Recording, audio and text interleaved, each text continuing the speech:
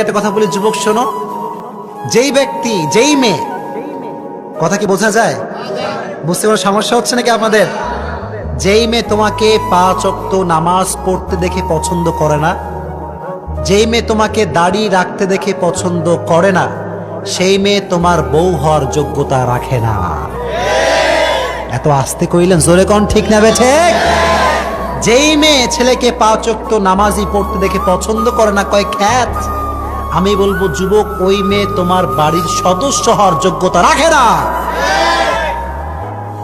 আর এখন তো মেয়েদের একটা স্টাইল বের হয়েছে, টাকাওয়ালা যার মেয়ে হয়েছে তার। চিল্লা এখন ঠিক কিনা?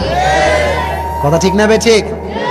একটা সওয়াল দেখতে খুব সুন্দর, স্মার্ট ছেলে, 5 ওয়াক্ত নামাজ পড়ে, কিন্তু গাড়ি নাই, বাইক নাই, ক্যামেরা নাই, ওর পেছনে কোনো মেয়ে ঘোরে না। চিল্লা এখন ঠিক কিনা? একটা সওয়াল দেখতে কালো, চুল এক পাশে আছে আর এক পাশে নাই।